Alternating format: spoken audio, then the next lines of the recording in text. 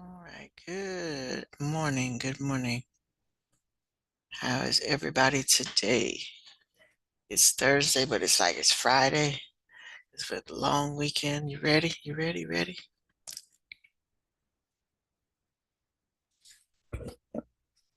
All right, we are looking at genetics.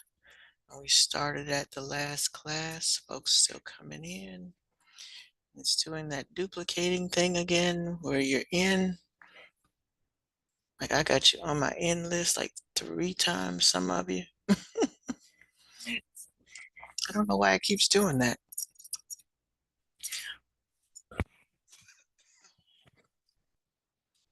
Excuse me.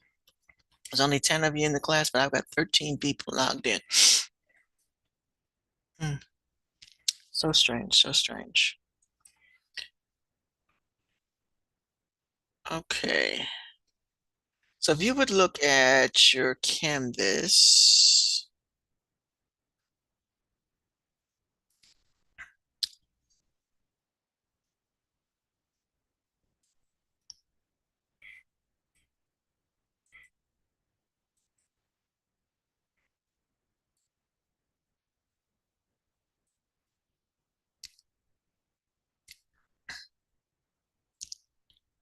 okay, I know some of y'all were on a field trip the other day when we started talking about genetics.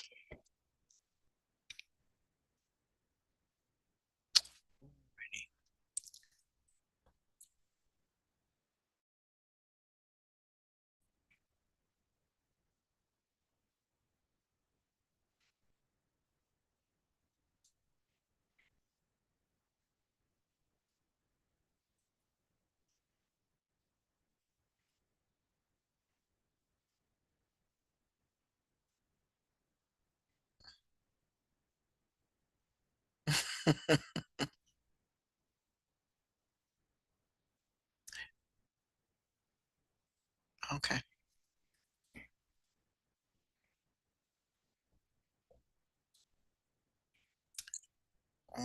Alrighty. All right, so again, we were talking about genetics. So we've talked about chromosomes before, and now we're going to look specifically at the genes on the chromosomes and what the genes do and how we can predict what traits an organism might have by the presence of the genes. So we're going to Genetics let's primer, every time Mendel and modern genetics terms. all right, so there's a lot of vocabulary with this. So we're going to watch a video today, and I'm going to stop it a lot just to make sure that you are aware of the vocabulary. What I also, and then at times when I won't stop it, because what I also want you to look at is you're going to come back to the introduction to this unit, which has all of the vocabulary, it has a long list of vocabulary. And it's going to be important. So a lot of these first vocabulary words on this list, we're going to get to at least, he's going to talk about test cross, dihybrids, monohybrids, Punnett squares. He's going to talk about all of these words here.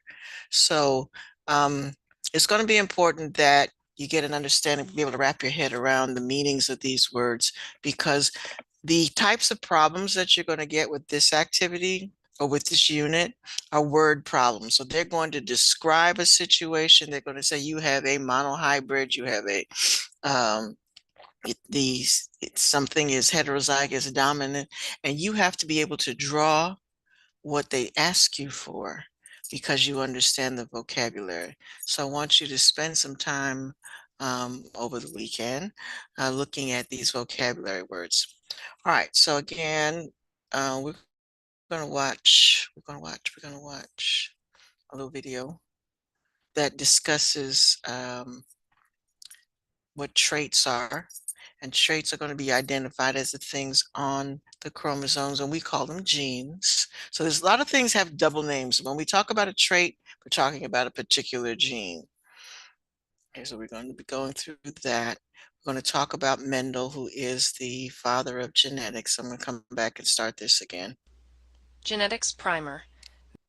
All right, so through the video, Gregor Mendel is known as the father of modern he's going to talk genetics. about how he studied the preplant, Mendel, and so he's going to go through all of this Mendel chose easy to recognize, true breeding varieties for his experiments.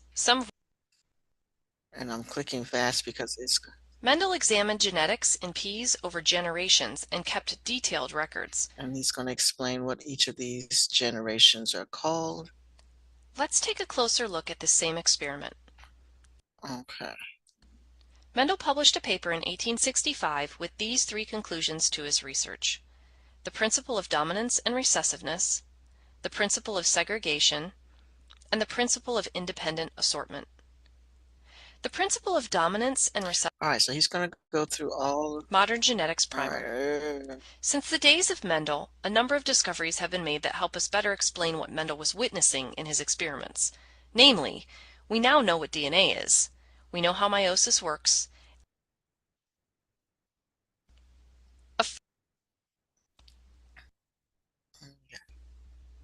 How can we Okay, so he's going to go through all of this, except he's going to explain it a little slower, so we can come back and look at this. In the F2 generation, the white phenotype reappears. Therefore, it must have the small p genotype, or homozygous recessive. The other purple flowers will either be homozygous dominant or heterozygous. This means that they'll either be big P big. Okay, so like I said, and hopefully I won't run into the same glitch that I ran into yesterday. Most of the times, it all comes down to this run for Red stop so much style in this run. The option. Professor Dave here. Let's talk about Mendelian genetics. He knows a lot about the science stuff. Professor Dave explains. Through a study of chemistry, biochemistry, and biology, we can come to know a lot about the molecular and cellular processes that generate and sustain human life. But long before we even knew that cells and molecules existed, we were able to understand the concept of heredity. Children look like their parents. Traits are passed on from generation to generation, be it hair color, skin tone, height, or anything else. For most of human history, we had no idea how this happened. And even with the biology we have just learned, it still isn't entirely clear. But a discussion of how traits are passed along from one organism to the next is a discussion of genetics. And to do any justice to this field, we must go back to its inception with a man named Gregor Mendel. At Grand Canyon University, we believe in equal opportunity, and the American dream starts with purpose. Mendel grew up poor in an agricultural area of Europe and entered an Augustinian monastery at age 21. After some time there, he left to study science in Vienna and then returned to the monastery, eager to begin his research. In Mendel's time, it was thought that heredity had to do with a blending of attributes, like the way two colors mix to give an intermediate color. But this did not account for the way that traits can skip a generation. Thus, it seemed to Mendel that heredity must be based on discrete units that can be inherited, which came to be referred to as genes.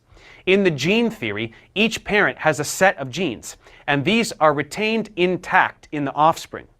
Mendel worked for several decades with pea plants in the garden of his monastery to produce an impressive body of data to support the gene theory, all of which was done decades before chromosomes were observed and understood. We will discuss the methods Mendel used to breed the pea plants and the conclusions he was able to derive from them. First of all, why peas? Well, the pea plant has a number of visible traits that can vary, so results are easy to observe. These are things like flower color, seed color and shape, pod color and shape. Okay, we're going to spend some time looking at all of these. So pay attention to what he's doing because you're going to have to do it too. Flower position and stem length. Generations of the pea plant are short and the offspring are many, so data is easy to gather. And Mendel could easily control mating by removing the stamens, the male fertilizing organs that produce pollen, from a particular set of plants. All right, so what you're looking at here are both the male and female reproductive parts of a flowering plant. So when he says that they self-pollinate, that means that the pollen from the male parts finds its way into the female parts here, and so that's how you get a fertilized flower. So what he's going to do is he's going to remove the stamens so that it cannot self-pollinate, and then he can take the pollen from another plant and fertilize this. So he can control which plants are fertilizing which plant. So that's so since we haven't talked about botany and reproductive flowers, just wanted to stop and show you when he talks about self-pollinating, this is what the plant would be doing. Then he could deliberately cross-fertilize with pollen from other plants. This means he had complete control over which plants were mating with which other plants. Some plants were true breeding with respect to a particular trait, meaning that some plants with purple flowers, when self-fertilizing, gave generation after generation of entirely purple flowering plants. The same goes for the plants with white flowers. So this meant he could breed true breeding white flowering plants with true breeding purple flowering plants and see what happens. This kind of process is called hybridization, and we can call the two true breeding plants the parental generation, while the offspring will be referred to as the F1 generation, or the first filial generation, from the Latin word for son. If these F1 plants are allowed to reproduce further, we get the F2, or second filial generation.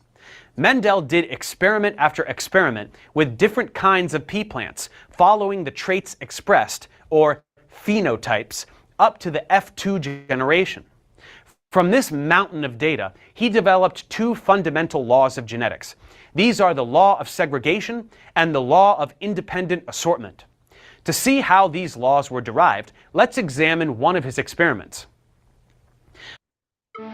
Dreamers, darers, story sharers, multitask. Let's say purple flowering and white flowering plants are hybridized. We would find that the F1 generation is entirely purple. No white, no pink, just all purple. This experiment alone proves that any kind of blending hypothesis must be false. But even more perplexing is that if the F1 generation is allowed to self-pollinate, the F2 generation gives plants that are both purple and white in roughly a 3-to-1 ratio.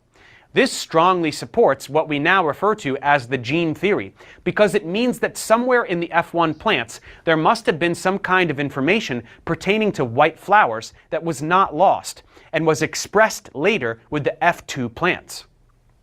This white flowering gene must simply have been hidden or silenced in the F1 plants.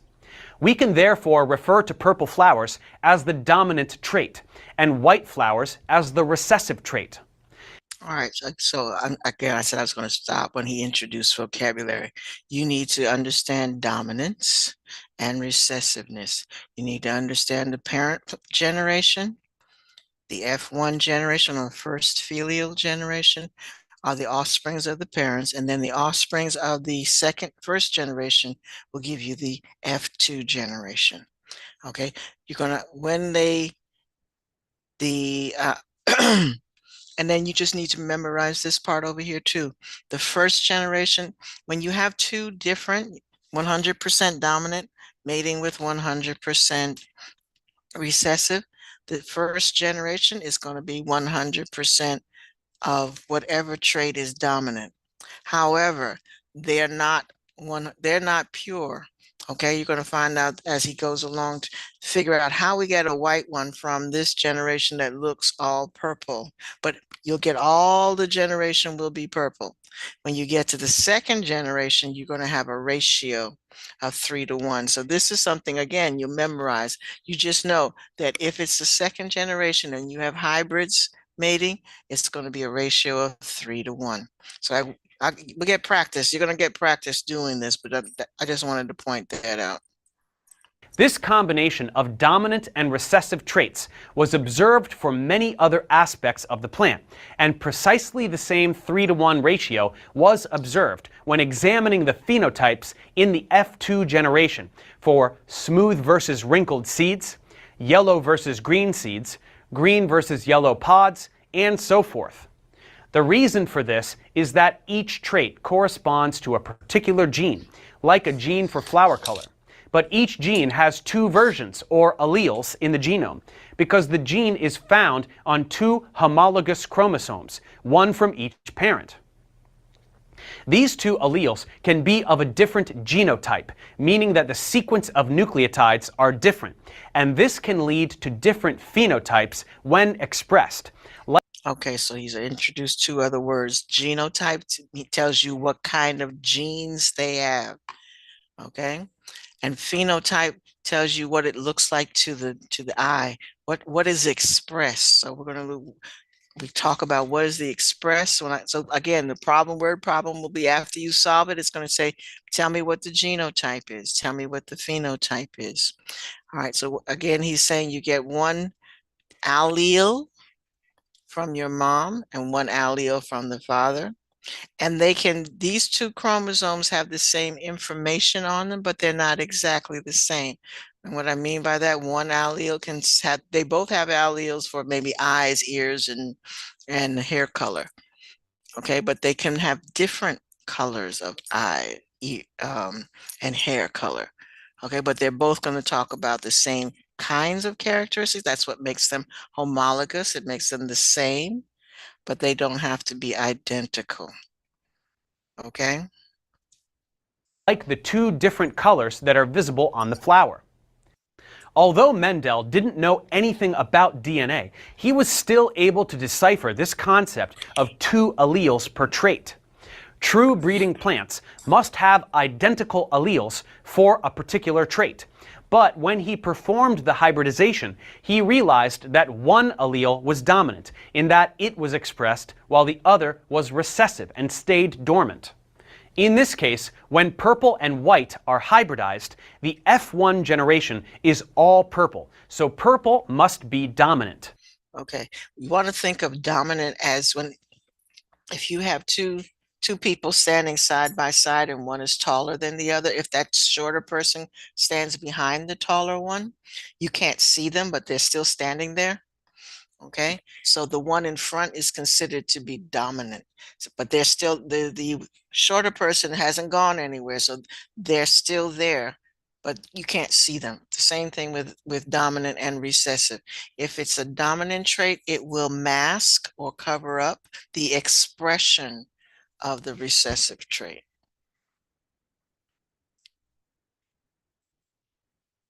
He even realized that each gamete must have only 1 of these alleles, such that when each plant is fertilized, one of any of the possible combinations of alleles will result.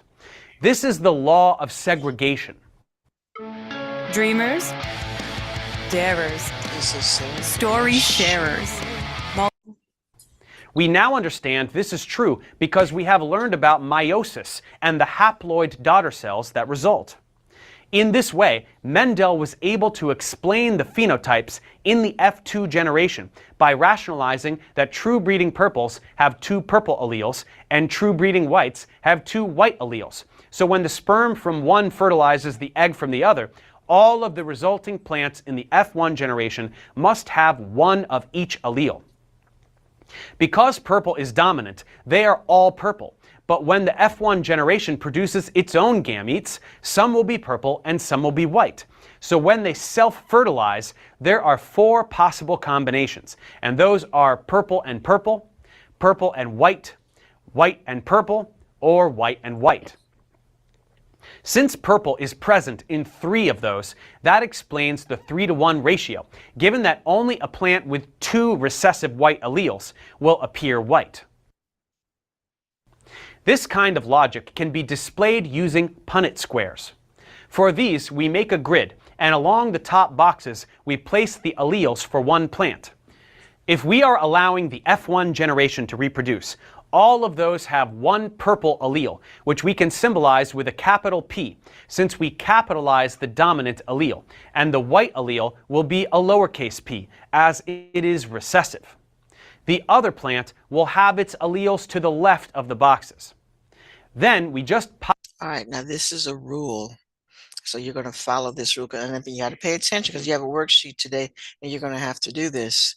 All right, so the letters on the top represent the parents. One is the male contribution and the female contribution. And you have to make sure when you're doing yours that you are clearly making a capital letter and a lowercase letter, okay? Because it matters. And what you do is you take one from the top and one from the side and you put it in the box.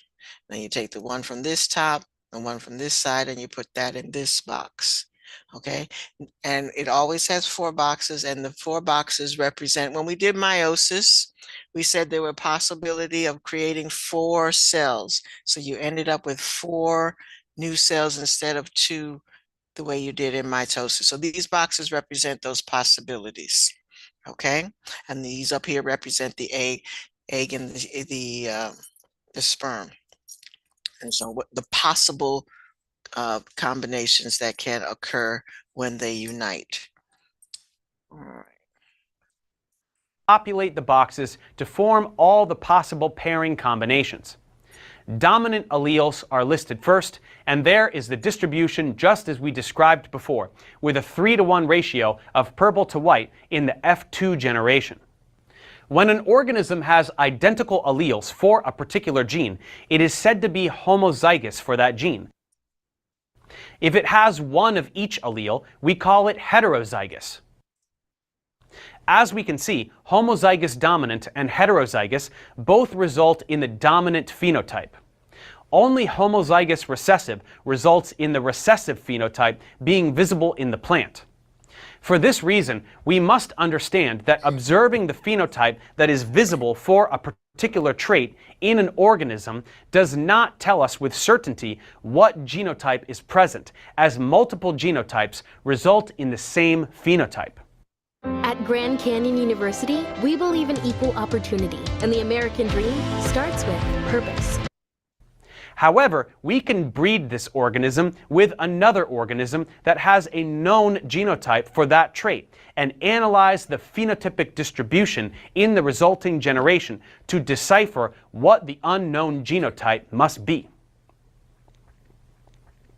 When Mendel discovered the law of segregation, he was looking at one trait at a time, which we would call a monohybrid cross. But when he started looking at 2 traits at the same time, he discovered the law of independent assortment. He knew that the seeds of the pea plant could be either yellow or green, with yellow being dominant, and they could either be round or wrinkled, with round being dominant. He took true breeding plants with round yellow seeds and crossed them with true breeding plants with wrinkled green seeds, performing a dihybrid cross. As we would expect, all the plants in the F1 generation end up heterozygous for both traits, thus exhibiting the dominant phenotype for both traits. But because we are examining 2 traits at once, there are now 4 possible combinations of alleles produced in the gametes of the F1 plants. If these plants reproduce, we end up with a variety of possible genotypes for the F2 plants, because the Punnett square must involve all possible combinations of all possible gametes from 2 different plants.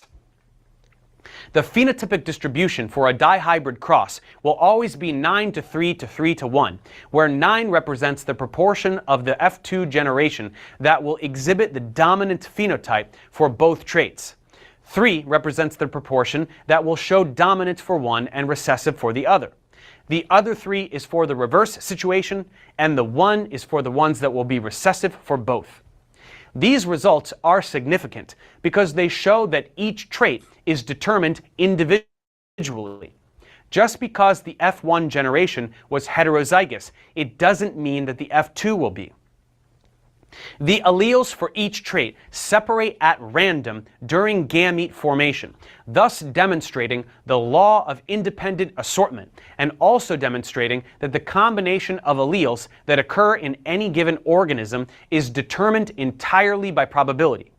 16 possible combinations, 1 in 16 chance for each one, so roughly 1 in every 16 plants will exhibit a particular genotype. Dreamers, darers, story sharers, Because of this mathematical reliability, we can use the rules of probability to predict phenotypic distributions for more complicated combinations. Not all patterns of inheritance are this simple, unfortunately, and as impressive as Mendel's experiments were, he could not explain certain observations. But since his time, we have extended Mendelian genetics to explain these observations as well, as we now understand that certain alleles are not completely dominant or recessive.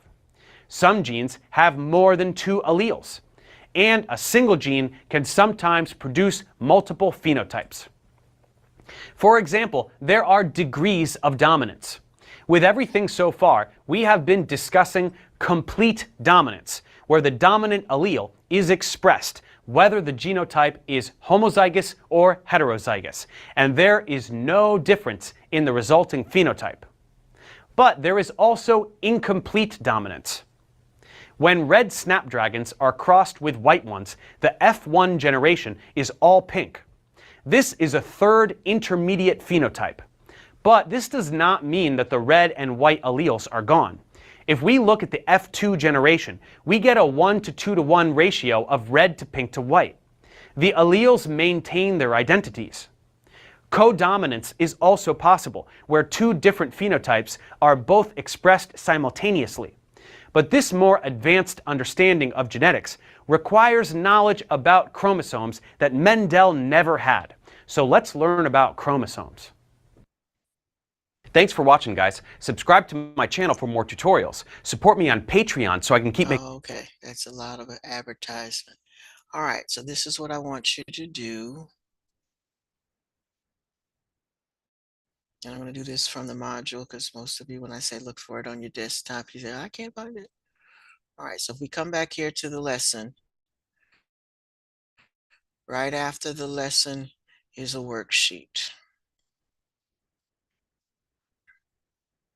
All right, and down here at the bottom of this lesson are all the points that he mentioned in the video. And he mentioned these 3 principles, so we need to go back and explore those 3 principles. All right, everybody click on that and it'll take you to, so there's a worksheet down here to the bottom. And he said, what? All right, I'll back it up. All right, we're in Canvas. Everybody go to Canvas. Everybody should be in Canvas. The first lesson under genetics in Canvas is basically what he just went through in the video. If you click next, you'll come to this page. It says Mendelian Genetics. It's got a page for you to read and a worksheet at the bottom. And the reason why you have that page to read is because this one, I don't want to worry about it. Is it blocked or is it not blocked? These are links that will take you to the readings. So instead of having you go to the link, I simply put what is written at those links on this page. So the first box is for the independence, and the second box is for the dominance. So the reading passages or the tutorials that it's referring to are right here on this page. So for the first one, follow along, youngsters. All right, so you're going to go back and read that page over, and it wants you to put these sentences in the correct order. So these are sentences that are in the reading passage. You just have to say 1, 2, 3, or first, second, third, or whichever order these are mentioned in the reading passage. Okay, so all you have to do with that one. For these, you will have to read and select a multiple choice. Same thing with this one down here. The second reading passage has this information. They wanted you to put these sentences in order of first, second, third through fifth. They already told you this one is the fifth one, so you really just have to put these in 1 through 4. Okay, after that, this is where the test to see if you were paying attention. All right, you will have to complete the boxes of the Punnett squares. So again, the letters on the top represent one parent, and the letters on the side represent the other parent. And you are going to take one letter from the top and one from the side and put it in the box. Just so this one was, and again, these letters are clearly capital and recessive. So I mean lowercase. So you need to make sure that when you have to fill in yours, that you do the same. So this one was a small b on the top and a big B on the side. You put big B, little b in the box. Same thing with the next box. So this is a pure dominant mating with a pure recessive. Remember, lowercase letters are the recessive characteristic. So for this one, you're just going to fill in the boxes. Next time, I'm going to ask you to tell me what the boxes are telling you. Okay, each one of these boxes is going to tell a story. So today you just have to fill in. So up here, the first three, they put the parents on the side for you. The fourth one, they started it, and you have to figure out, if I have these two things in the box, what did I have to start with? Same thing over here. They filled these in. What did I have to start with in order to get this information in these boxes? And what's going to go in this fourth box? Same with this one. What will go in the fourth box, and how did I get these? What kind of parents did I have, or alleles? We'll call them alleles because that's what they are. They're not, but alleles from each parent. You have to say that, which ones those are. This one, they gave you the alleles. You just have to fill in the box. The last one, again, they gave you two, and you have to fill in what were the parents and the two missing boxes. Okay. Any questions about that? So again, excuse me, the reading passage, if you click on these, they'll take you to a reading passage, but you won't have to click on it because I've already copied the reading passages into the box. So read this, and when you click on these, it'll simply give you vocabulary words, but those vocabulary words are all on your first page, but you can still click on them if you want to. These blue things are just vocabulary. Okay. All righty. Let's see what happens when you click on that. All right. So Mendel's Word. This is what you read. It's on the first page. And this is the first one that you're going to put in order. But like I said, I don't know that it will allow you to go to that link. So that's why I reproduced the article for you. So this is the first one. This is the second one. And this is the worksheet that you will complete and return to me. All right, I'm going to stop sharing so I can do attendance. If you have a question, please ask.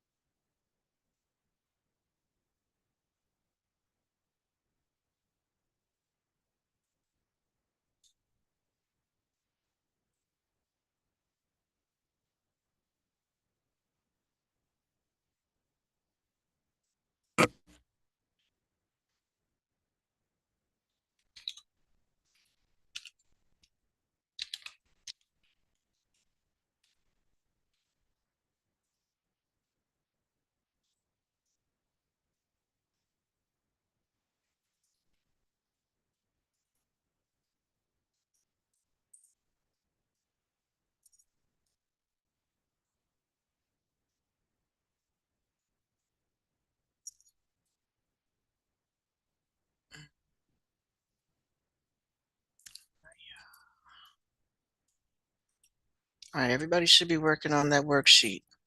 I don't see everybody working on the worksheet. You should at least be reading the passage.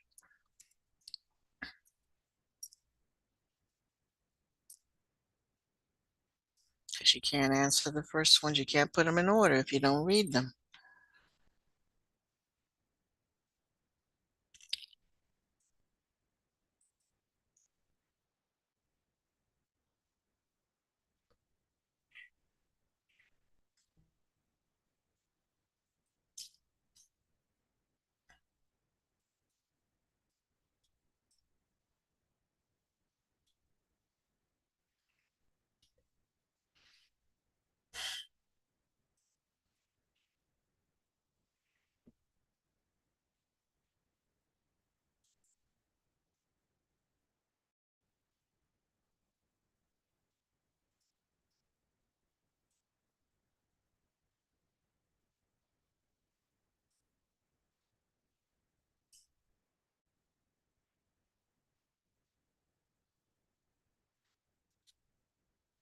Also, again, this is the end of the week for you because tomorrow's a holiday for you.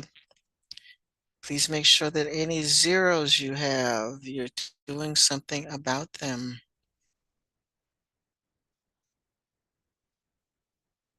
Also, you are assigned a progress learning activity to do. Make sure that you've done that. We'll discuss that next week, and we'll have a new progress learning activity to do next week.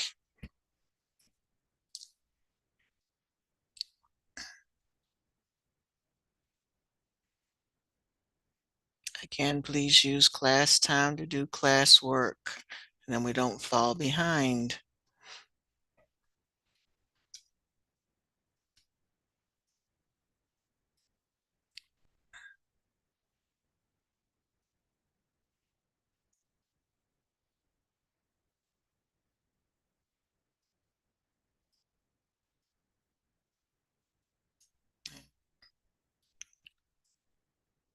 Somebody commented that the last test was too easy. I promise you, this next one will not be that easy.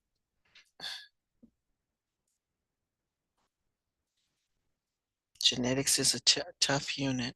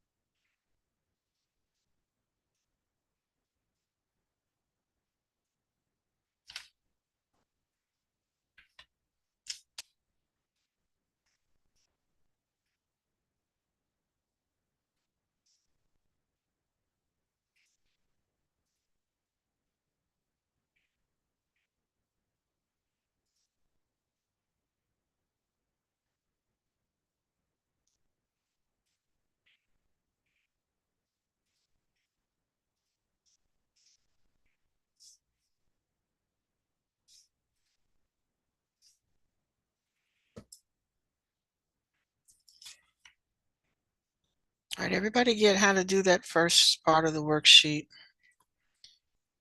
The sentence is all jumbled, so you've got to put it in order of which fragment it comes first, second, or third. So you find the sentence in the paragraph and rearrange that sentence so that it looks like the one in the paragraph or makes sense like the ones in the paragraph. For example, Gregor Mendel is an Austrian monk, most famous for his study of inherited traits using pea plants. That's how you'd fix that first one. Okay, so I just gave you the answer to the first one. If you were listening, you'll get that one right.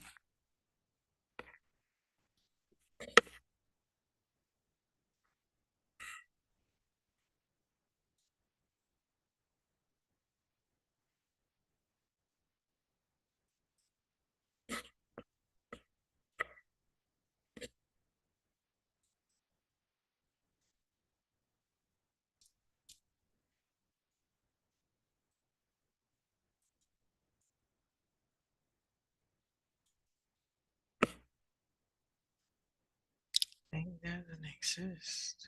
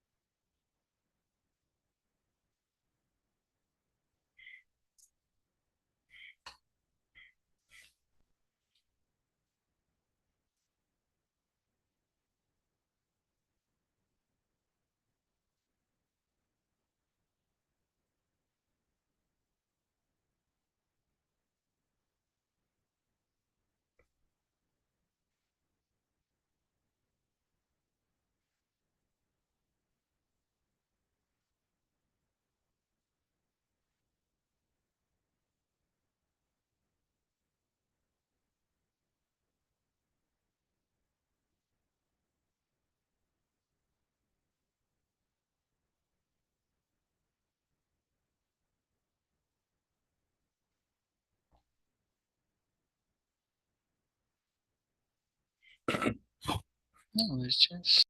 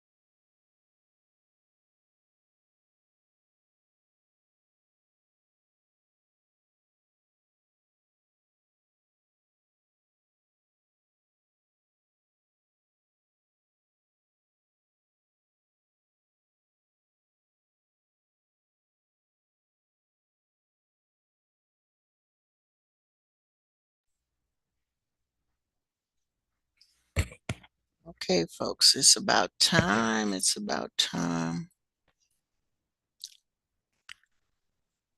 So if you find a good place to stop, go ahead and do so.